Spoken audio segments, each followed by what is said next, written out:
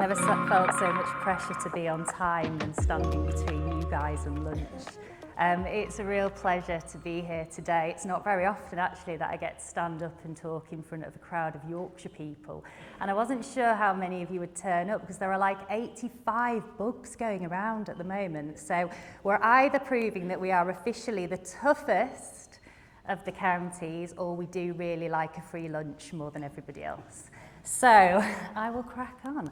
Today we're going to talk about something called the efficiency wheel, but just before I start, I'm just going to give you a minute or so's introduction on me, tell you a little bit about our business. Most of you know Ben Wright, Mr. Sheffield, but I'm here today in his place, hopefully doing some good justice because Ben's great at this sort of thing. So my name's Vicky. I'm really lucky to be the CEO of a business called Melo. I don't know how many of you have heard of Melo before. We vomit all over LinkedIn often, so if you are on there, you will have seen some of our stuff, I'm sure. Essentially, we work with financial planning business owners, whether they are growing or going. So very simple. We're here to support business with their growth ambitions and with their exit planning as well. And the reason that we say growing or going is because in business there's no such thing as standing still. It's like trying to sit on a bike that's not moving. So today I've put my growth hat on. I know I'm talking to a real blended audience here. We've got business. Who's business owner in the room? So I get a bit of a steer. A lot of business owners. Cool. Advisors? Okay, brilliant. Technical support, paraplanning. That's sort of, yay, representing. There's the one in the middle. And then if we got sort of administration support, compliance support, not so many of them there at the office, are they, keeping things moving? Okay, good stuff. So I've tried to put together a bit of a presentation that is something that hopefully all of you can take something away today and turn what I'm saying into some action in your business. We're going to talk about what in our view and in our experience really creates highly powerful teams that work superbly well together. And of course we're in a service-based profession, so really all we have is our people and our brains essentially are what we sell. And so, of course, the better that you guys can work together as a team, the more efficient that you can be. In terms of just a few learning objectives then, we're going to talk through the efficiency flywheel. This is all about how team communicates with one another and how different people's input can really expedite the growth of a business. Going to get you guys thinking about some inefficiencies in your own roles, but not just how those inefficiencies in your roles impact on you, but actually how inefficiencies in your roles impact on other people within the organisation as well. How to implement communication and visibility to improve that team clarity, and why psychological safety needs to be addressed first. I imagine that the term growth is quite scary to a lot of people. And that's probably because when we speak to financial planners or paraplanners or compliance support or business owners, everybody is so busy. And so I just saw some faces that like, yeah, we're busy, Vicky, we're tired, we're making our way to Christmas, right? We're all busy. And so this thought of trying to bring in more assets under advice, trying to improve profitability, that can be terrifying across various levels in a business, because you wonder how on earth are we going to grow when we're all so busy? Is the answer just bringing on more people, or is the answer within the existing team? So I'll dip out of the way so you can, probably better for me to go there. So you can actually see this concept of the efficiency flywheel, and this is what we see the top performing businesses do. And it's all about communication. Loads of C's. It's all about communication to find constraints in your business, to deal with those constraints. And essentially, once you get this wheel in motion, it's something that just continues to work. Hard at first to put something like this in place, but once it's in place, it really does continue to work. So it all starts with, as business people, as staff members within an organisation, as team members, ensuring that everybody as a starting point has real clarity. And that might sound obvious, but this is often missing in businesses. So does everyone in your organisation have clarity over what you are as a business, what you stand for as a business, what your mission is, what your vision is, what you're looking to achieve? Do you have clarity over what you're delivering to clients? Does everybody in the business have clarity not just about where the business is heading as a whole, but actually what their own individual roles are and how them doing their role successfully is ultimately going to get the business to where it needs to be? Because that's how you're going to motivate everybody, and that's how you're going to unite everybody. Some people like chaos. Business owners quite like chaos. I think we're a bit weird. Organised chaos, I like to call it. But we kind of thrive in chaos, right? But that doesn't mean that the rest of your team members do. So taking a moment just to pause and to create some clarity across the team is really important. Where are you going? Who's on the bus? Have you got the right bums on the right seats? And does everybody in the organisation understand their role and their part in making the business better? Once you've created that clarity, you can then start to create consistency. One of people's biggest bugbears in business is having to repeat tasks, and I know that a lot of that takes place within businesses at the moment. So once you've got the clarity over who's doing what you offer out to clients, what you are as a business, from there you can start to bring some consistency to what you do.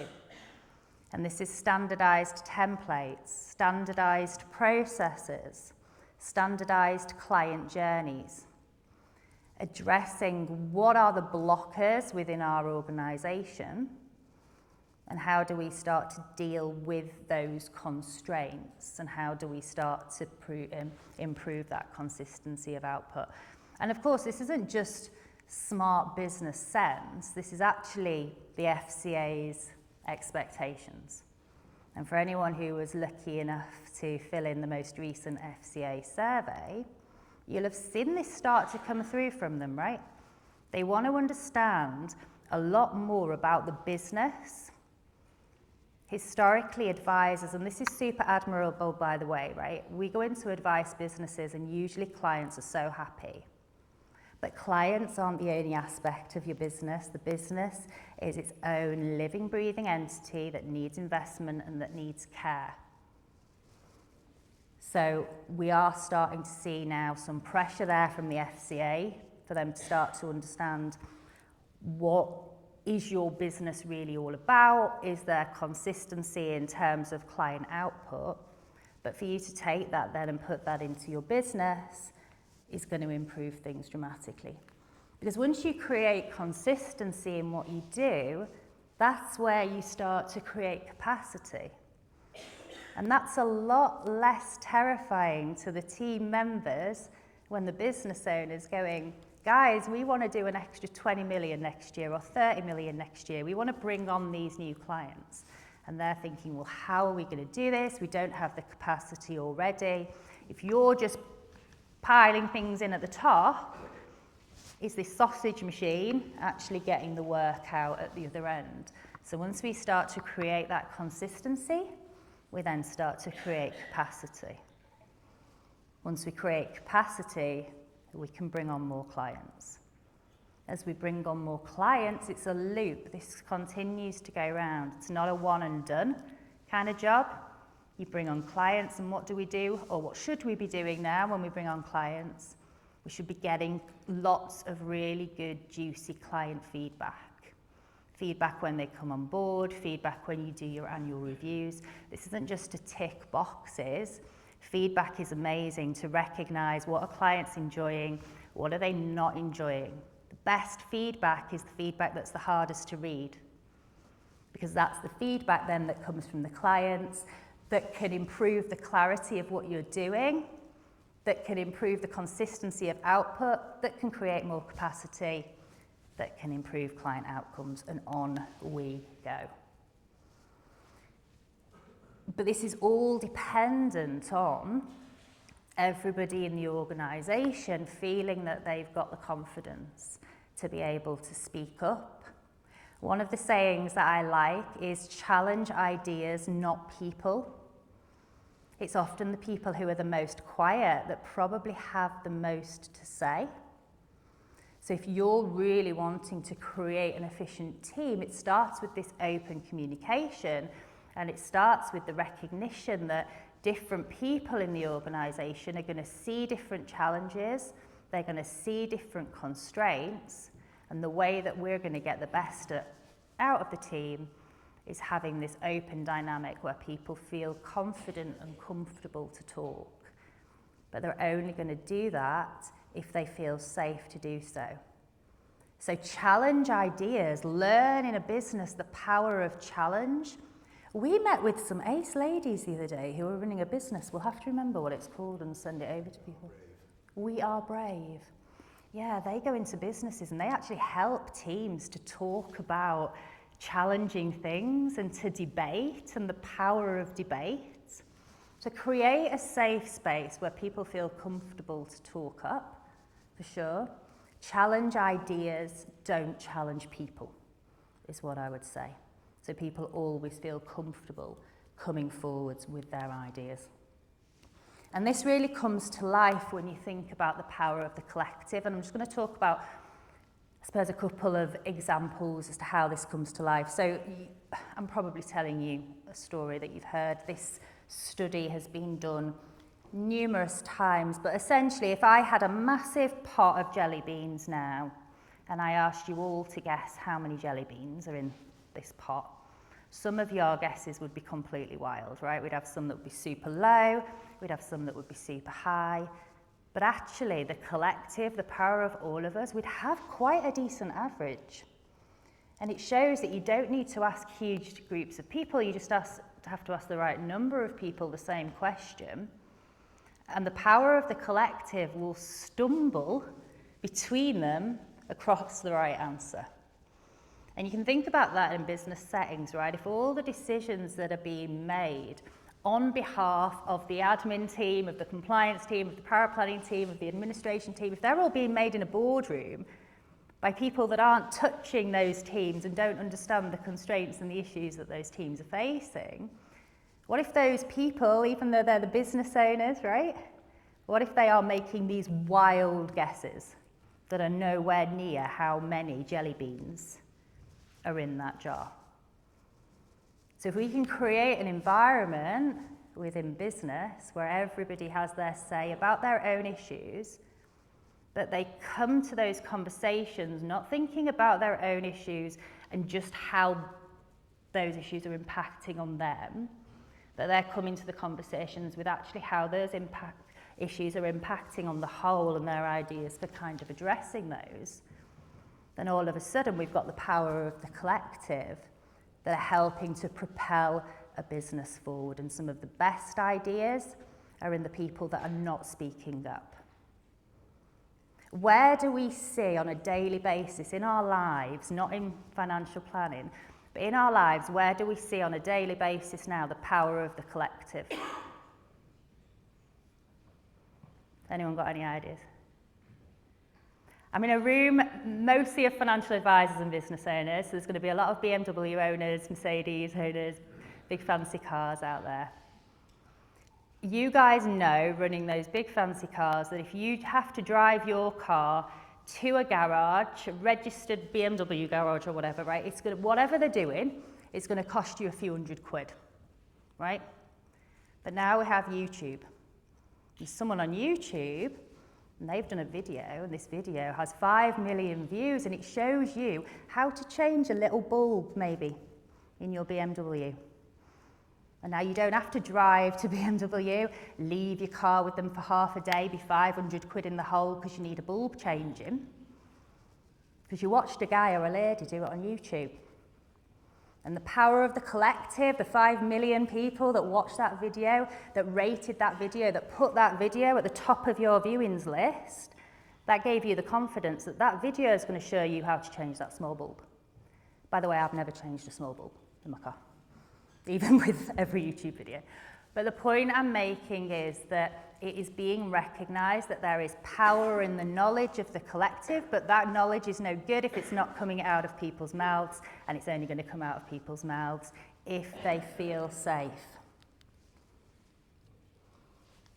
But we've also just got to be a little bit mindful of the poor business owners for a moment, because what they don't want is all of a sudden to have a heap of emails constantly with ideas and suggestions, and we've taken this idea of the power of the collective so far to the extreme that nobody's doing anything, and actually people are quite pissed off because they're not being listened to. It's Christmas, because they're not being listened to.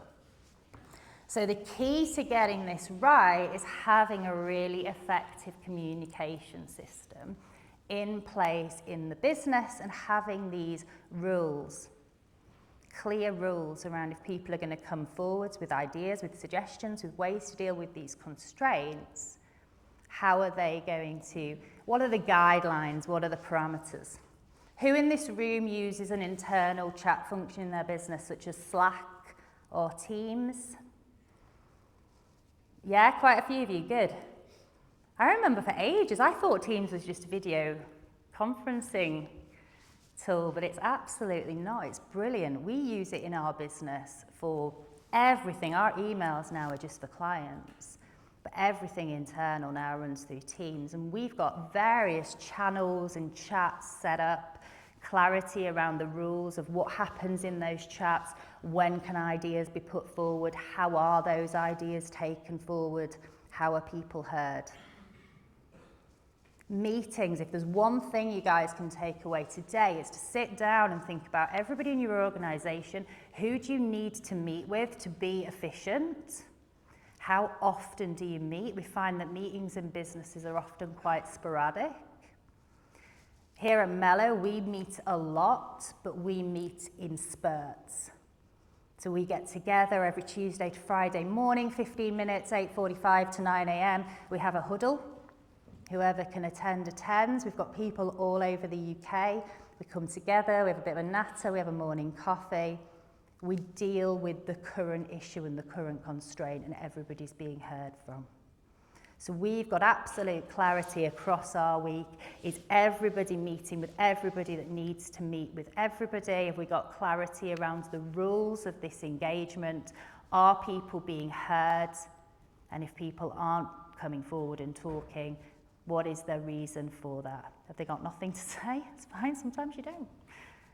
Or is it because we're doing something wrong and actually we've got to try and open something up there?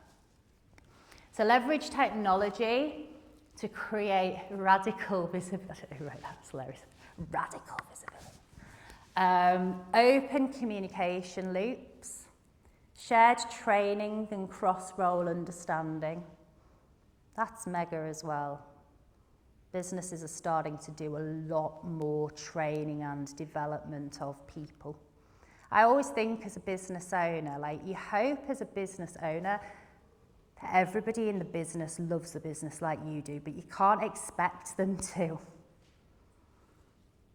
And this is where we're constantly trying to highlight and look at those people who are key to our organisation, the people that have those skills that are untapped, and look at ways to develop them, look at ways to ensure that they're heard. And invite ideas and make it safe. So a little thing for you guys to think about, if you could change one thing tomorrow to make your business more sustainably productive, what would it be? And as I said earlier on, I always think the best way to start is to think about your own role in the business. Think about the things that frustrate you. I could tell most business owners what frustrates the advisors, what frustrates the power planners, what frustrates the administrators, etc., etc. But think not just from your perspective, right? Think about the things that frustrate you, that stop you from doing your job or get in the way or constrain you. But then also think about maybe some of the frustrations within your own role that might be impacting on other people. Maybe create a communications champion, something like that. If an owner's sat there thinking, okay, I can see this, we can start to communicate better, we can do something here, but I'm busy. Well, then you've got to have a think, right, about who is there in your organisation that could maybe lead this. But the power of technology for those people that aren't using an internal messaging system, such as Slack and such as Teams, I so recommend it. It's revolutionised how we work. It's really revolutionising how the firms that we work with work. And when we go into businesses, Ben goes into firms. I work mostly on the exit side, so I'm in the M&A space for my sins, which is mighty fun. But Ben, he's always worked in business growth. So when Ben goes into firms and talks to businesses about where they are now, where they want to be and how they're going to get there, essentially what he's doing is working with that business to put an operating model in place. The start of our operating model, off the first page, numero uno of anything we do with a business, it starts with people. And quite often the business owners, they get that bit wrong. They see a problem in their firm and they think, we need to recruit somebody else in to deal with that. Or they see an inefficiency and they think, we'll buy a piece of tech in. I heard about that new AI tool, that's going to solve all of my problems. But usually what you are seeing as business owners, or the frustrations that you are seeing within an organisation, they are the symptom of something that happened way back here. So if you start with your people, opening up this communication, creating this clarity, trying to create this communication loop where you can benefit from the power of the collective, you're going to have a happier, more motivated team. Everyone's going to feel heard and listened to, and you are going to create more efficiency, which in default is going to create a better business. Can't build a good business without your people being in the right place, them being motivated, and them knowing where they're going as well as the firm.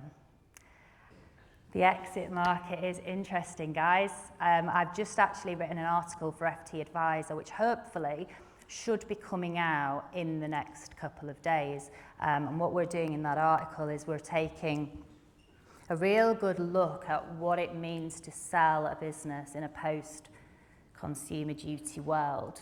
And one of the things that we say to people, Owen, is a business that's easy to run is easy to sell.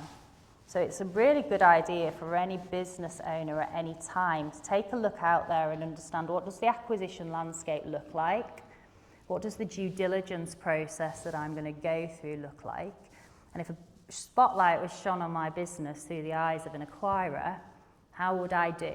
It's quite a good barometer to understanding whether you're running a good, solid business today. We're still, unfortunately, in a position where the majority of business owners that come to us are at the point of wanting to sell. So we are then, polishing the apple and dressing that business up. But one of our aims is to help business owners to not see exit as a transaction, but see exit as an entire phase in your business life cycle. It can take 5 to 7 years to effectively prepare a business for sale. I think it was around about maybe a year, 18 months ago now, the FCA sent out a survey to the 22 largest financial planning firms in the UK, and they wanted to really understand the quality of servicing. We're a service-based profession. So bringing in new clients is super important, of course, fresh blood, and it shows that a business is growing and has the ability to grow. But what we really are is a service-based profession. And where FCA focus flows, due diligence follows, right? So due diligence, focus, it was all about defined benefit transfers a couple of years ago. Nothing else kind of mattered, It was almost one of the 5 questions a buyer asked. They were like, do they have DB? No, oh great, we'll buy it, where do we sign, right? Very, very different today. Today, it is all about the annual reviews, and not just the ability to be able to say, yes, we've done them, but evidencing those annual reviews is absolutely key. So one of the things like we'll show our sellers is, look, this is the questionnaire that the big 22 were sent. The FCA wanted to know that at each review they had updated know your client, attitude to risk, capacity for loss, alignment of objectives, research on what they've got at the moment, statement of suitability, all wrapped up in a nice neat bow. And as I said earlier on, the majority of times I go into businesses, the clients are super happy.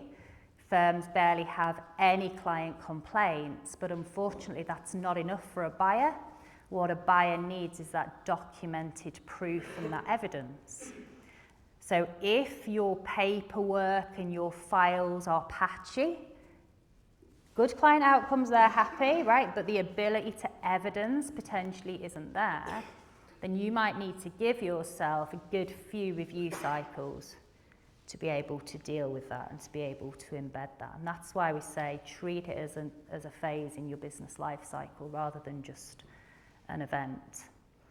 The thing that's really most important though when you are prepping your business for exit, and in fact I would say when you're looking to grow your firm anyway regardless, is data. And if I was to say we see quite a big variance in data quality, that wouldn't be an exaggeration. And that doesn't mean you have to go out and buy some, big fancy back office system, but the regulator is now pretty clear. They are a data-led regulator. In their last survey that they did, one of their reasons for the last survey was so that they could start to pocket different types of businesses together so they can be more targeted when they send out future requests. And they've got an expectation that if they say to a firm, we need you to provide X, Y, and Z within 7 days, you're going to be able to provide X, Y, and Z within 7 days. Some firms can gather all their data, all their MI, literally at the click of a button. For others, they have to turn the open sign to close and literally down tools to gather everything together. And data gets out of date really quick as well. So it's a great time to be in data, is what I would say in our profession, because there's huge amounts of opportunity. But you've got to recognise the skill set in your team. I think still over 9 out of 10 advice firms, or around 9 out of 10 advice firms in the UK, they still have less than 5 advisors. And I think in the majority of firms, the business owners are also still advising as well. So when you've got a certain skill set in your organisation, that skill set has maybe been more focused on clients and client outcomes, don't necessarily expect that you're going to have data whizzes in your organisation or people that are going to get excited by the operation. It's a skill set. The best run businesses are the ones that either have internal operational support or they buy it in. And we're seeing now more and more businesses lean on what we call fractional support. So fractional CFOs, where they've got growth ambitions, fractional ops, where firms will use businesses such as ours to come in and support. But the data piece is huge. So yeah, get your data in order, is what I would say, and don't expect that 2 or 3 years ago there was a buyer for literally any business. The speed and the pace at which money came into this space. So between 2019 and 2021, I think something like 70% of private equity money came into financial planning. Love it or loathe it, everything changed then. I'm a fan of private equity because I'm a fan of investment. I think what our profession needs so that we can all stop just advising the 9% and we can work our way down to the broader population is we need more investment. So I'm pro some private equity firms. There's some I wouldn't give my dinner money to, let alone my business, but there's some good ones out there. But all of this money came in at the same time. And this was pre-consumer duty. It was pre-AI. I think, only a few 18-year-olds knew what AI was at that time. So it's a very different time. And when they all came in kind of one go, a lot of them were what we call buy and build acquirers, buy and build private equity firms. So they didn't come in with businesses, they came in with a very expensive board of people, a pocket full of cash, and a requirement to buy. And that level of demand just meant that prices rose and due diligence just turned a blind eye, dare we say, to some of the buyers to some of the acquisition opportunities that were out there, because they had to get the assets and they had to get a foothold in the market. So where we are now is we've got a number of those acquirers that bought businesses that they are finding challenging, or bought businesses that they haven't fully integrated. And now the FCA is so much more involved in the acquisition space. They've put the brakes on some of these firms. They've said, you are not buying any more businesses until you've integrated what you've bought, or until you've sorted out your systems and controls. And in some cases, they're even making these firms restructure. Bring some of these offshore companies onshore, please, so we can see where the cash is and we can protect the compensation scheme. So it's slowing things down, but it's not going to stop M&A. The acquirers need to buy, and we've got an aging population of advisors that need to exit. But what it does mean is that the buyers are so much more discerning, and as more and more businesses come to market, they're going to become a lot more selective. So whereas all business values at a point rallied 20-25% or so, anybody that sold, by the way, between like 2019 and 2022, 2023, kind of unless it's gone catastrophically wrong, like you sold at bang on the right time, like business values were at a high then. And the high business values can and do still exist for the businesses that are run really well operationally. They've got a great culture, they've got an engaged team, they've got really strong data, and they're incredibly consumer duty led. Because consumer duty isn't just about you guys ensuring that your businesses are consumer duty friendly, it's about the ability for the clients to receive better outcomes when a buyer buys them from a consumer duty perspective. So if a buyer can take a look at a firm and see clear data, great communication, a motivated team, and a consumer duty friendly client outcome, those firms are still achieving the highest values that we've seen. It's the other end of the spectrum where they're off, and this isn't to scare you, by the way, this is to be forewarned, is to be forearmed, but there are businesses out there that do not have a value. Forget about, I've got assets under management of X, I've heard that businesses are worth 3 to 4 times this, or this is profit. Buyers look at 2 things. They've always looked at 2 things. They look at opportunity and they look at risk.